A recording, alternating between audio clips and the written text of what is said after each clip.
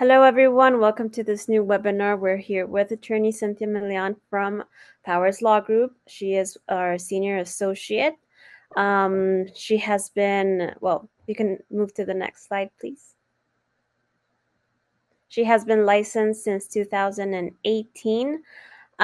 She has advised on a lot of immigration consequences of criminal charges. She is fluent in Spanish also. And well, Cynthia, the word is yours. Thank you, Maria. So we're going to talk today about defending your case in immigration court while you're detained, what you need to know. There's been a lot of changes that have happened in the detained court setting. So we believe that this is a timely uh, discussion for us to have right now. So the basics and things that you should know about immigration detention.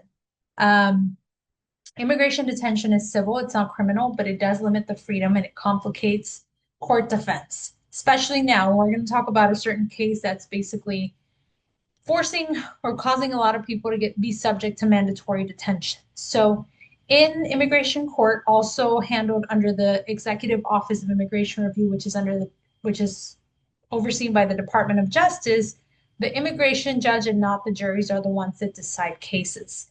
And the government's attorneys represent the Department of Homeland Security, while detained individuals, they have to defend themselves. They don't have a right to an attorney. So if they want an attorney, they can either get one privately, hire one, or if there's nonprofits that represent detained individuals, then that is another way for them to detain themselves. So how does this happen, right? It is usually after an individual is arrested by ICE, if there are raids, if they are encountered at the border. This is how the process essentially begins. Now, what we see in the detained setting is that cases move a lot faster. So this means that people have less time to prepare. And obviously, like if the person is detained, then they won't have the ability to get all the documents together and things like that. So we're going to talk towards the end on what you can do to prepare yourself in case you were to get detained. And how this works is that when an individual is detained, court is usually held in the detention center. So, for example, here in Houston, Texas, the local detention centers all have all the hearings that are done over video, over internet. So you won't appear in person for these hearings. They're all done over the platform that's called WebEx. And then whether or not you get a bond, it's going to be up to the discretion of the judge.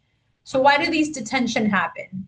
At first, at the beginning of the year, we thought that they were just targeting individuals that had maybe some criminal history, right? But now we're seeing that there's a lot more detentions that are targeted towards people that may look a certain way, or individuals that are here, right? We see people that may be subject to a raid, and because of that, they end up in detained and in removal proceedings.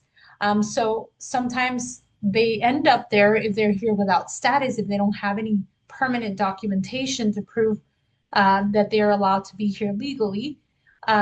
It could be if they have any prior orders of removal when they run their fingerprints, and they can have that because we have seen that the local police has been working with ICE. If they have any outstanding warrants, criminal arrests or things of that nature, then that can trigger. If they've missed immigration court hearings that have resulted in orders of deportation, those are ways in which a person can end up being in a detained. So what rights do you have while you're detained? Like we've talked about this multiple times. If you are detained, at that moment, you have the right to remain silent. You don't have to sign any documents. After you are detained, you have the right to speak to an attorney to talk about the next steps. Depending on all of the circumstances of your case, you may qualify for a bond before an immigration judge. You have the right to be treated properly while you're in detention centers, to medical care and interpreters. And so these are a lot of things that you have the right for, but unfortunately, a lot of the times we don't see them properly being carried out. But this is why it's important to have an attorney and to communicate with them throughout the entire process. So I talked about how it's been a lot more difficult for individuals to get a bond in this day and age, right? And the reason is because of this case that came out that's called Matter of Q. Lee.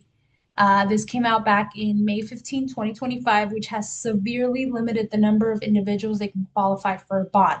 So basically, the argument is that individuals that were arrested shortly after they entered, that they would still be considered what is called arriving aliens. And because of that, they're not eligible for a bond. So for example, in this case, it was for an individual that entered in 2022. She was arrested while she was 100 yards inside and eventually paroled. That parole was eventually revoked in 2024 and she was redetained. So then, whenever she went to request the bond, not only did the judge, but the board also denied. Um, and, the judge was basically saying that they had no jurisdiction. So what happens? Usually, anyone that crosses the border, and if you are arrested shortly after, or, at some point later, you are going to be subject to this, it's called matter of QLE. So if you were arrested and then released, you can still be subject to these. And this is for people that maybe were released on a humanitarian parole, 212D5 parole, or people that were detained and released and then placed in removal proceedings. So it's like I said, it's significantly impacted a lot of people's ability to request a bond.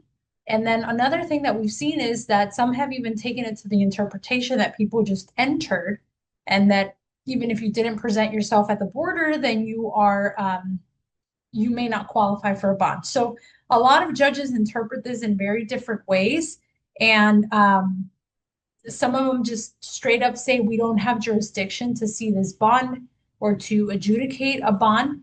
And so, you want to think about in that moment, what is the best strategy? Do you want to withdraw the bond and maybe pursue another means, or remain detained and fight your case, or see what is best for you in that moment? So do keep in mind the changes that have happened and how it has limited the number of people that can actually seek a bond in this day and age. And the other component is, if you do get a bond, what the department has been told is to basically oppose every bond. So if a judge grants a bond of $7,000, then the Department of Homeland Security will file an opposition to that. And basically, your client won't be allowed to post that bond, so they won't be allowed to get released. So we're also seeing that a lot of that, and it's not uniform. It's on a case-by-case basis, different judges doing different things. So certainly speak to an attorney if you're in this situation.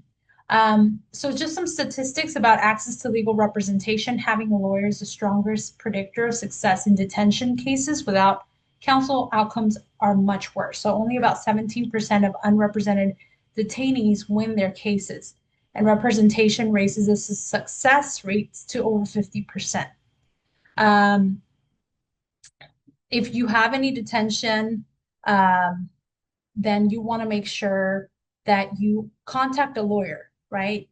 And that you communicate with them and let them know, right? If you communicate with them, get a consultation to see what is the best thing that could work for you, and if it's viable. Okay. So bond hearings, like I said, they determine whether you are going to be released while your case is pending. So just because you're released under immigration, it doesn't necessarily mean that your case is over. It means that you are going to get released, but your case is going to remain pending. So it's going to be transferred from a detained to a non-detained docket. So like we mentioned, not everyone qualifies. If you have criminal history, there's other things that to take into consideration, and the bond amounts can vary between 1,500 to 20,000. And these are real numbers. Yesterday, I was at an event where an attorney said that he's seen some judges grant like $43,000 bonds. So they vary depending on the history of the individual. And remember, the two things that you're trying to prove when you're fighting for a bond is that you are not going to be a flight risk nor a danger to the community. And the way that you prove this is you want to show the ties that you have to the community. So for example, who is the family that you have in the US? How many years have you been here? Have you been gainfully employed? Have you been filing your taxes? And whether or not you're going to be a danger to the community, you want to look and see, okay, what were you charged for? What were you charged for in the sense of criminal convictions and and things of that nature. Was it something violent, non-violent? Have you rehabilitated? All of that helps in your bond request. Now, some people that have been detained and some that have been detained and have prior orders of removal are subject to something that is called, they can reinstate that order and they won't have an opportunity to go before an immigration judge and request that bond. They can just instate that order and remove them. But there is an option for individuals to maybe seek, if they have a credible fear interview, if they still have fear of returning, if there have been changes in circumstances. So you can request that. You can stop or remove if you can request and say, I need to see an officer. I have credible fear of returning. It won't get you back into certain type of proceedings that are needed, but it does allow you an opportunity to express to an asylum officer why you are or not, why you're afraid to return. And then based on what they rule or what they decide, then at that point, you will be considered whether or not you're going to be able to pursue withholding of removal or convention against torture or not, depending on the outcome of that interview. So if let's say you remain detained and you're not allowed to get out of a detained setting, then you're going to have two types of hearings: a master calendar hearing and a individual or merits hearing. A master calendar hearing is basically just where the judge is going to ask you basic questions. What is your name? How long have you been in the US? What is the form of relief that you are seeking? And in that time, the judge may ask you, how much time will you need for your final hearing? Who are going to be the witnesses? That's all discussed at the master calendar hearing. And the individual hearing, the hearing on the merits, is usually where you are going to present your case, where the judge is going to hear all of the testimony, the witnesses, the form of relief that you are seeking, and it's a full-on trial. So your attorney will question you, the government attorney will question you, the judge will question you, and then there's going to be an opportunity for redirects and things of that nature. So that is the final hearing that you are going to encounter. So what can you seek for relief if you are detained? There's always asylum, right? Asylum, withholding of removal, and convention against torture that are all together. Asylum, withholding, and convention are on the same application, but there are different standards that need to be met for each and different benefits that each grants you. There's also cancellation of removal. If you've been in the US for 10 years or more, and you have qualifying relatives that would suffer exceptionally and unusually extreme hardship, then you can demonstrate, then you can qualify for this. So qualifying relatives are either a parent or a spouse that's a permanent resident or US citizen, or a child under 21 that's a permanent resident or US citizen. So you want to show, if they have medical issues, if they have cognitive issues, whatever it may be, you present that to the judge.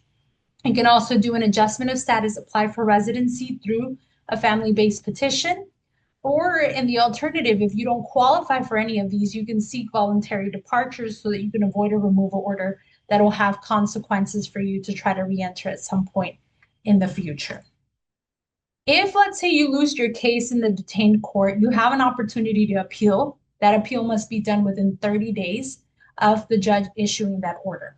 Okay? Now, there are also federal appeals that you can do, but the difference between filing something with the board and filing something with federal appeals like district courts is that one will stop a deportation and the other will not.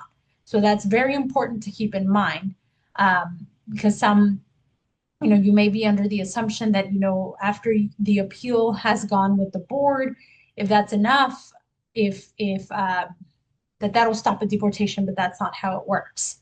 If you've gone before the BIA and then go to the district court, that does not automatically stay or stop a deportation. There's a lot more that is happening in this day and age with individuals that are being held for longer, individuals that are being sent to different countries that they've never been to. So you want to consider things like maybe a habeas corpus, right? If you've been detained for longer than 6 months, or if there's threats that you can get sent to a country that you've never been to. If, for example, you're from El Salvador and they want to send you to Costa Rica, or to another country that you've never been to, there's possibilities and things, avenues to make legal arguments there. But it's important to talk to an attorney about what is your best appeal strategy. Okay? And if, let's say, you committed a crime, and because of that crime, you are now in removal proceedings, and especially in a detained setting, just remember before you plead to anything, that an immigration conviction, sorry, a criminal conviction will always and can always have an impact on your immigration case, no matter how minor it is. So it's always important to talk to an attorney before you take, a plea on a case. And if you have pled on something and you weren't advised of those consequences, then you may have an avenue to try to reopen that case or get some sort of post-conviction relief under a case called Padilla versus Kentucky. When an individual hasn't been advised of the immigration consequences before they plead, then they can have maybe a means to try to get that conviction overturned. So, and if you have already been convicted of something, just make sure that you have in your documents that you've gathered or that you gather just in case for a potential or an imminent detention, that you have certified dispositions for every time that you've been arrested, charged, or convicted, because the judge will usually like to see this in a bond request. How can your family and community support you? As I mentioned, nobody wants to be detained. Nobody wants to be detained, but there's ways that you can prepare yourself in case you are detained, especially in this day and age. Because if you are detained, how are your family members going to find all of your documents that are important for you to have? So it's important to have all of your documents accessible in an area where maybe the birth certificates, proof that you've been in the US, your taxes and all of that is all in one place. Your family should know your A number. If you have an attorney right now, they should know who that immigration attorney is that's handling your case, so that way they can communicate with them to get copies of what has been filed or see if maybe they can take on your detained matters now. And it's important, to have your family's emotional support and strength and help throughout the process so that they can be with you throughout the case and provide you that moral support throughout the process, because it's not easy, right? It's not easy being detained. So it's important. Immigration laws are very much changing on a daily basis, especially under, this administration. So being prepared is how you can protect yourself. So follow trusted news and immigrant advocacy updates. Educate your family on your rights if ICE comes to your door. Keep an emergency contact list with your lawyer, same with relatives, where to keep your children. Stay proactive. If you can get powers of attorney, do that for your children if you have minors, and don't wait for you to get detained before you start planning things. So knowledge is power in defending against deportation. So I'll turn it over now to Maria, and thank you for your time. Thank you, Cynthia. And thank you for this great and insightful webinar. You can find us on our social media. We're on Facebook, X, Instagram, TikTok, also on Blue Sky, which is our new social media. And you can scan the QR code on the screen, and that way you can subscribe to our newsletter, which we are sending every 2 weeks. We're sending important information and important or breaking news. You can also find us on our website. It's www.rubypowerslaw.com. Now for August, we already saw what's navigating the perm labor certification process, also how to prepare for a credible fear interview, circumventing lawful pathways. And for next month, we're going to start seeing a little bit more about VAWA protections and other insightful webinars. All of these webinars are on our YouTube channel. You can find them there. And we hope to see you soon. Thank you.